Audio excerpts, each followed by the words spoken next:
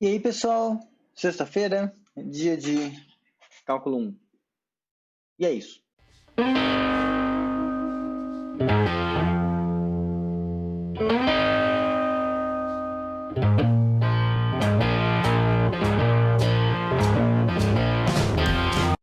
Bom, no último vídeo a gente viu o quão detestável é a gente calcular uma integral de Riemann no braço, né? Tem que fazer muita coisa artesanal.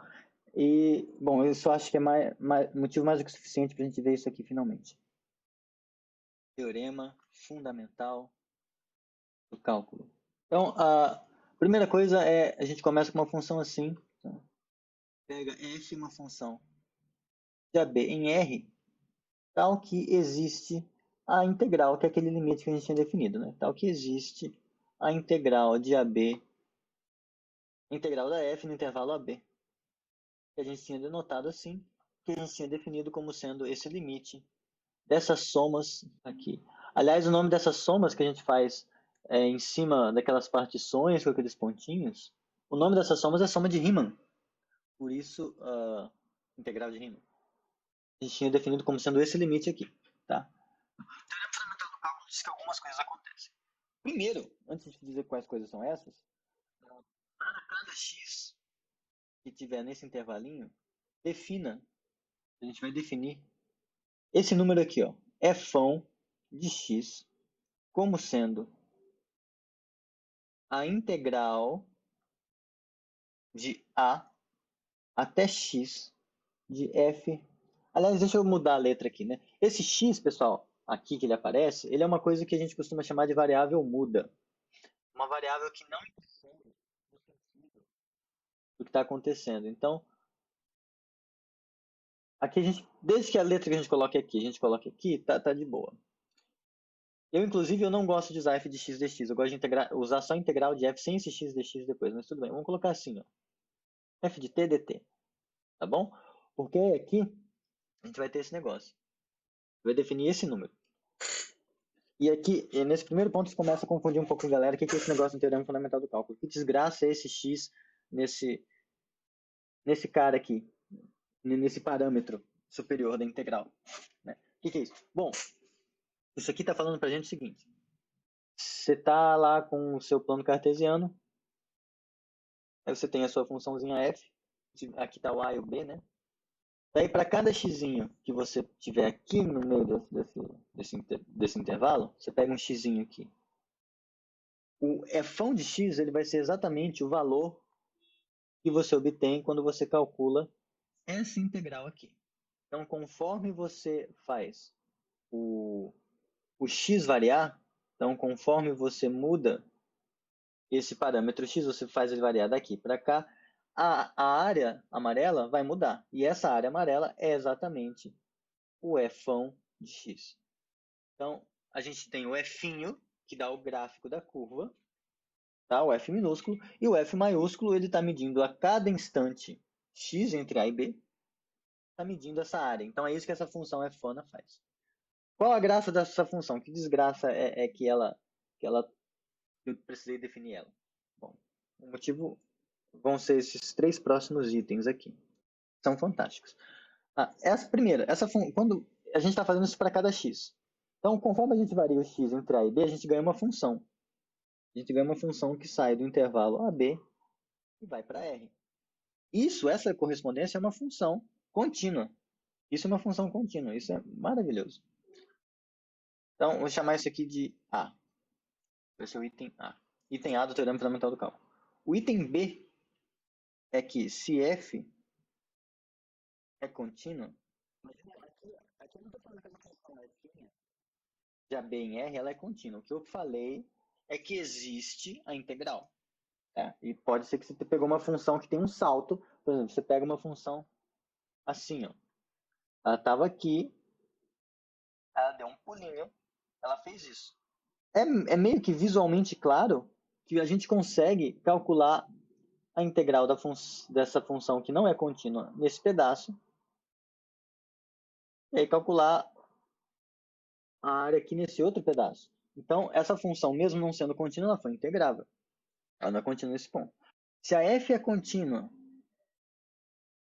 em C, se ela é contínua em algum ponto desse intervalo aqui, então quando a gente olha como se comporta a integral nesse ponto, a integral, perdão, como se comporta essa função f nesse ponto, a movimentação da área não só é contínua, como a gente viu aqui, mas ela também é diferenciável. Então, você vai conseguir equilibrar uma reta tangentezinha quando você vai comparando o aumento, a progressão da área, ou a diminuição. E não só isso, quando você olha, e essa é uma das partes fenomenais, a derivada é dada justamente pela f. A derivada da f, a derivada da f maiúscula, no ponto C, é dada pela f minúscula no ponto C. E aí, dessas duas coisas, decorre o que a gente mais costuma usar do teorema fundamental do cálculo, pelo menos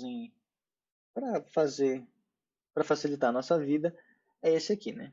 Se f é contínuo e g de AB em R satisfaz g' de x igual a f de x, então a integral de A até B da função f, ela é nada mais, nada menos do que g de B menos g de A. Então, o teorema fundamental do cálculo, ele estabelece uma relação, em certos contextos, tá?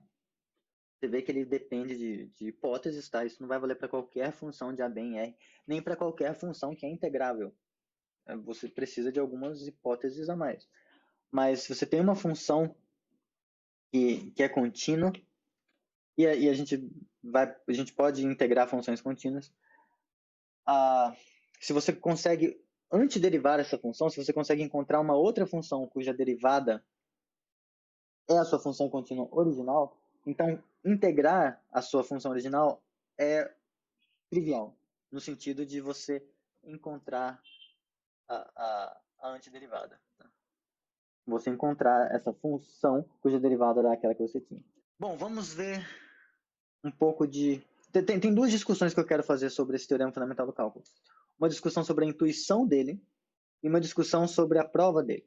Primeiro, eu vou mencionar o que eu gostaria de falar sobre a prova do teorema. Porque, assim, aqui, pessoal, a gente tem essa integral aqui. A gente definiu a integral dessa forma.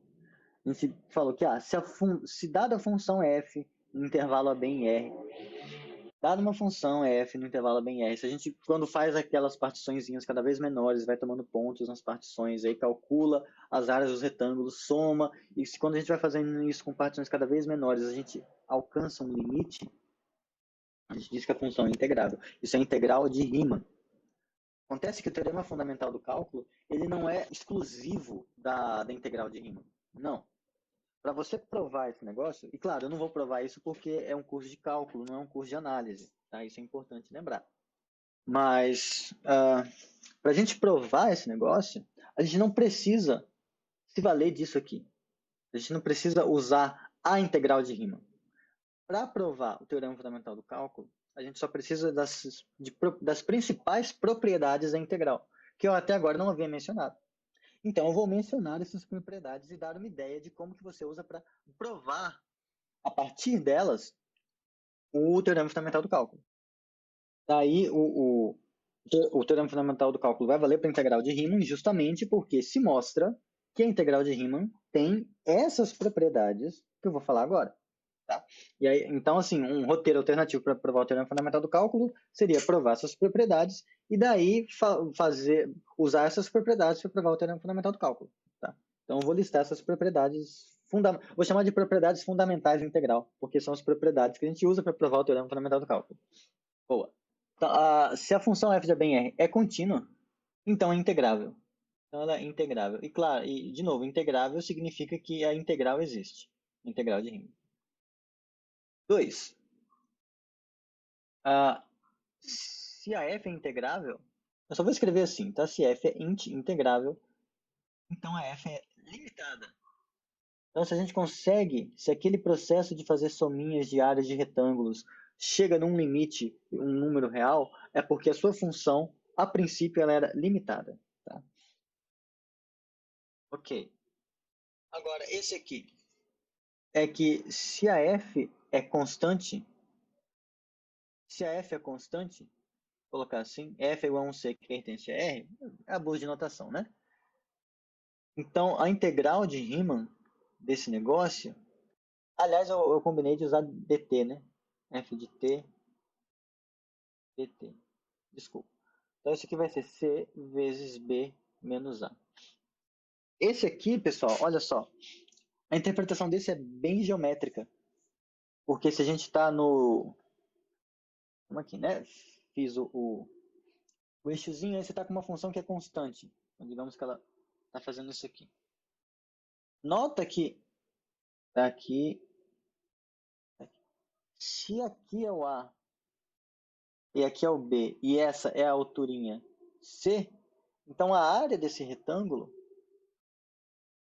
é justamente a altura C vezes a base, e a base mede precisamente B menos A. E essa medida aqui você obtém quando você pega o número B e subtrai dele o número A. Tá? Então, isso é B menos A. Então, essa é a interpretação dessa propriedade da integral, de Riemann, por assim dizer. Tá? Depois, quase acabando, é uma lista razoável de propriedadezinhas. Então, se F1 e F2 são integráveis, você consegue calcular a integral dessas duas funções. Elas são integráveis e vale que a F1 é menor ou igual que a F2, então a integral respeita isso. A integral da sua primeira função, quando no intervalo AB, quando comparada com a integral da segunda função, vai ser menor. E isso aqui também é bastante visual, pessoal, porque se você tem dois gráficos de função, um aqui, eu faço isso? Não, esse é bem visual. Esse é bem visual. Você tem dois gráficos de função, uma está por cima da outra. Você computa a área embaixo dos dois gráficos, o que está por cima vai ter uma área maior. Pronto. Sem mistério nesse aí. A interpretação, esse é bem visual mesmo. Agora, quase acabando, 5 é que, dado C dentro do intervalo AB, a sua função f de AB em R, ela é integrável. Então, f de AB em R, ela é integrável C e somente C. Isso aqui é uma abreviação para C e somente C, tá? C e somente C. Quando você olhar AF no intervalo AC e depois olhar AF no intervalo CB, opa, esqueci os dois pontos, ela é integrável. Isso também é bastante razoável, porque se você tem uma figura que você consegue calcular a área dela, e aí você corta essa figura em alguma faixa, você escolheu um pontinho lá e cortou. Se você sabe calcular a área de tudo, agora você sabe calcular a área desse pedaço e a do outro pedaço. Por outro lado, se você sabe calcular a área desses dois pedaços, então você sabe calcular a área de tudo. E aí a propriedade 6, ela tem bem a ver com isso, que ela só diz isso aqui, ó. No contexto da 5, né? Vou colocar aqui 6. No mesmo contexto da 5, você vai ter a integral da f no intervalo AB, é a mesma coisa que a integral da f vista, olhada só no subintervalo AC, somada com a integral de C até B de f de t dt. Tá bom? Que é exatamente a ideia que eu falei. Então, a integral de Riemann tem essas 6 propriedades. Se você tem essas 6 propriedades, com elas, só usando elas, você consegue mostrar o teorema fundamental do cálculo. Uma outra hora tem uma roubadinha, eu só vou dar uma ideia aqui. De novo, isso não é um curso de análise, então não cabe muito à prova. Tá? Por exemplo, a continuidade aqui, ó,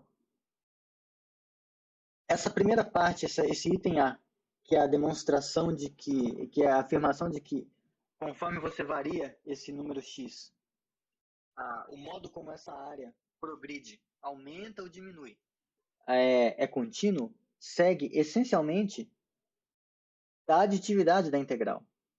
Porque, no fundo, se você vai aumentando pedacinhos pequenos, você pode usar isso aqui para, em certo sentido, controlar o quanto a área vai aumentar, em certo sentido. Então, se você fixa um número, que você fixa um epsilon, você consegue ajustar o quanto você vai variar aquele xzinho para que a área não escape do parâmetro epsilon que você fixou no começo. Tá? Essencialmente, você vai precisar de todas essas partes aqui. Se você quiser fazer, você vai precisar do item 3, do item 4, do 5 implicitamente, do 6. E do 2 também você precisa para garantir que você vai ter um limitante para fazer uns ajustes lá. Mas enfim, você mostra isso. Aí, isso dá conta desse. O B é mostrar que se a F', se o gráfico é próximo do ponto C, então essa variação da área, ela, além de ser contínua, ela vai ser diferenciável. Isso, para você fazer essa parte, é, de novo, um montão de truquinho, usando essas condições. Tá? Eu queria muito fazer, mas eu acho que não cabe em cálculo. E assim, só para vocês terem uma ideia. E não é coisa de outro mundo, tá? Ó, isso tudo que eu tô falando é coisa que cabe. Ó, a prova do item A começa, sei lá, meia página, depois a prova do item B, mais meia página, e aí finalmente a prova do item C em 4 ou 5 linhas. Então, não é nada de outro mundo, tá bom? Mas é só que eu acho que é um rigor que fazer tudo direitinho no cálculo não se justifica tanto. Mas eu quero dar alguma atenção para o item C do teorema fundamental do cálculo, porque esse a gente meio que já fez, tá? A gente já fez ele antes, e ele vai seguir, secretamente a gente já fez ele, e ele vai seguir do teorema do valor médio, tá? O teorema do valor médio ele aparece aqui. Então, lembra que pelo teorema do valor médio, se você tem Gzão e Hzão são tais que quando você faz o Gzão linha de x é igual ao Hzão linha de x para todo x. Mas se duas funções elas têm a mesma derivada em todos os pontos, então existe uma constante real, né, tal que uma função é igual à translação da outra.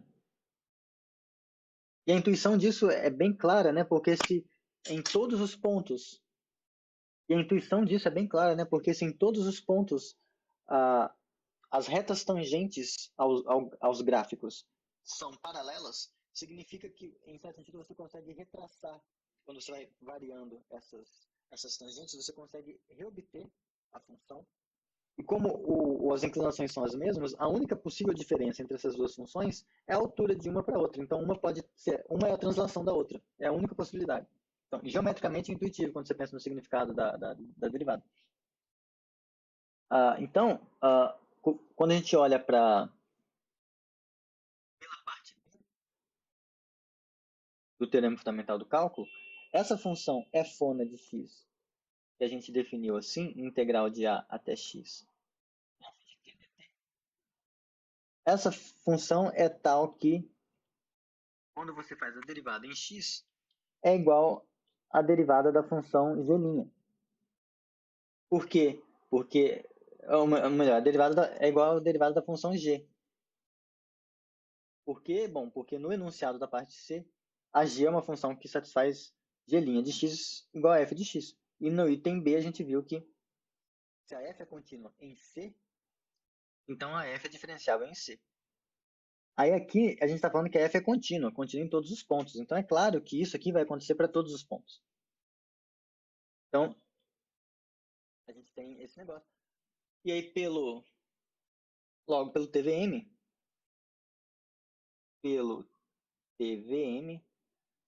a gente sabe que tem que existir um C, tal que quando você faz f1 de x, isso é igual a g de x mais c para todo x. Bom, e daí? Daí, o que a gente faz? A gente calcula a g de b menos a g de a. A gente faz g de b menos g de a. Bom, g de b é a f de b menos c. É a fona de b menos c. E o g de a é o fão de a menos c. Então, como aqui está menos, vai ficar mais c. Então, ó, esse c com esse c corta. Agora, fão de b, pela definição do fão, é a integral de a até b do f de x dx. Opa! F de t dt, tudo bem. Porque no lugar do x, a gente coloca o b. Aí, fão de a é a integral de a em a.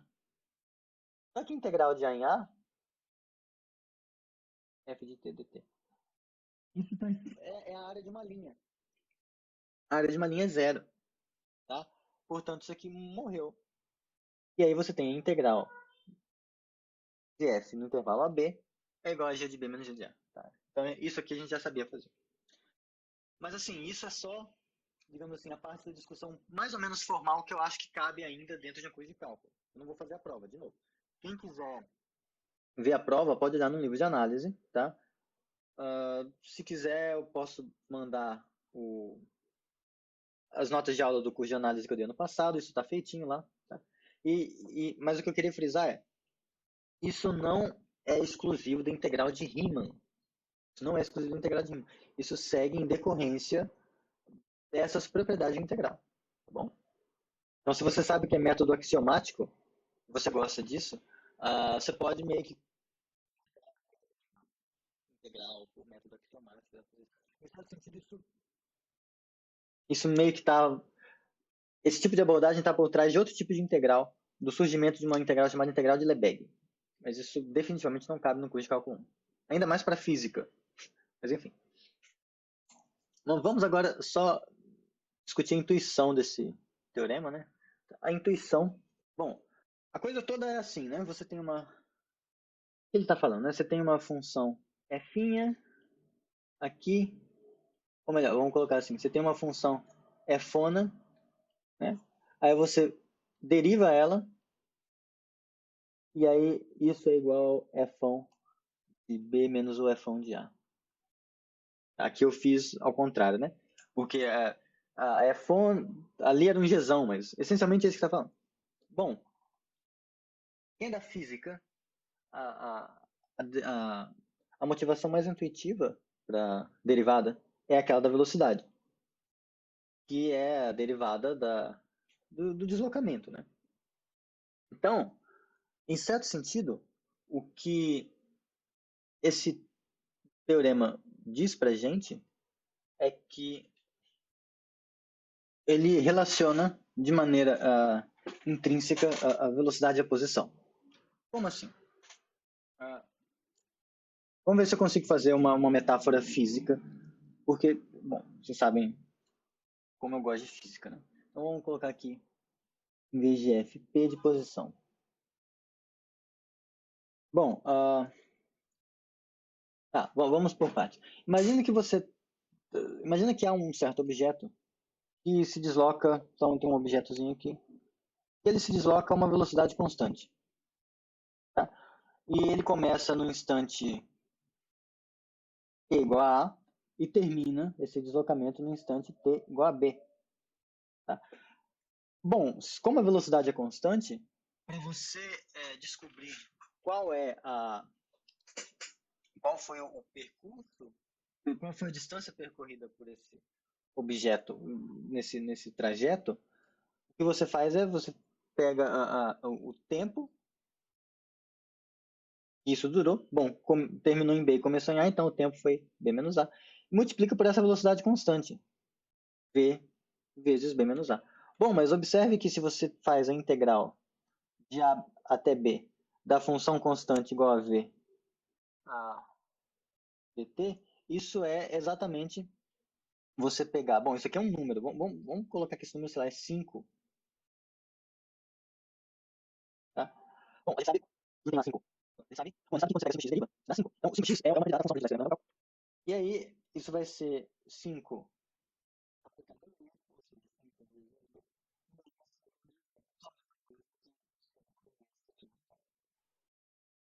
Então, nesse caso, onde a velocidade é constante, a coisa se mantém. Se a gente pensa que a velocidade, se a gente faz outros passos intermediários, né? Por exemplo, se a velocidade foi constante igual a 5 até o tempo, vou colocar aqui 0, né? 0 e aqui 10. Se, por outro lado, a velocidade desse rapaz foi até o tempo t igual a 5, a velocidade foi 7. E depois, do 5 até... Foi 7, eu escrevi 6. A velocidade foi 6. E depois, a velocidade foi 8.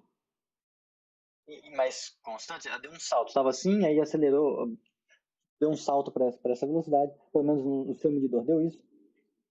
O percurso, para você saber qual foi a distância percorrida, você faz os 5 vezes 6. Perdão. Você faz os 6 vezes 5 menos 0. E o 8 vezes 10 menos 5. Isso vai te dar o percurso. E da mesma forma, como a sua função ela foi quebrada, você quebra as integrais e está tudo tranquilo. Por outro lado, se você está num contexto onde a sua velocidade varia, a sua velocidade instantânea varia de acordo com o tempo, que é o caso mais comum, suponha que a velocidade começou, sei lá, você começou no tempo 0, foi até, sei lá, o tempo 3, e aí a coisa começou assim. O modo de você tentar descobrir qual é o percurso é justamente você ir particionando em intervalos pequenininhos. Por exemplo, daqui a aqui, a ideia é você ir fazendo partiçõezinhas para ir aproximando quanto foi. Aqui você finge que a velocidade era essa e calcula qual seria o percurso com essa velocidade constante. Depois você pega um outro aqui e finge que a velocidade constante nesse intervalo era essa. E você vai fazendo aproximações, tomando esse mesmo método que você tem para recuperar a distância percorrida com velocidade constante. E depois que você somar isso tudo, você vai ter a distância percorrida. Bom, mas quando você vai aproximando, quando você vai fazendo esses intervalinhos para calcular essas distâncias cada vez menores, no fundo o que você vai estar calculando é exatamente a integral da velocidade no intervalo AB. E claro que por essa aproximação ser, quando esse limite existe, essa aproximação ela tem que te dar exatamente a distância percorrida. Só que qual é a distância percorrida? Eu estou pensando num movimento retilíneo, né? Então, se a função da onde você tirou essa velocidade era a função posição p, então p', então velocidade é igual à derivada da posição, ou deslocamentos, pense numa letra que for melhor para vocês. Então, isso vai dar para você o ponto vai ser o ponto final, onde acabou, menos o ponto inicial. Isso vai te dar exatamente o que você queria descobrir, que é o quanto se percorreu. Então, vai ser P de B menos P de A. Bom, eu não vou tentar dar mais intuição para esse teorema, porque, bom, vocês são Alonso Lucchini, então ele certamente já falou isso com vocês e falou com exemplos bem melhores do que eu. Mas, assim, a intuição por trás a intuição física por trás do teorema fundamental do cálculo, tá? Se vocês quiserem mais intuição, exemplos de outra natureza, vocês entrem em contato comigo e eu me viro nos 30 para conseguir. Claro, aqui no caso A e B, né? 3 e 0. Tá, enfim. E aí, na semana que vem, veremos mais coisas, veremos aplicações desse teorema fundamental do cálculo. Tchau, tchau.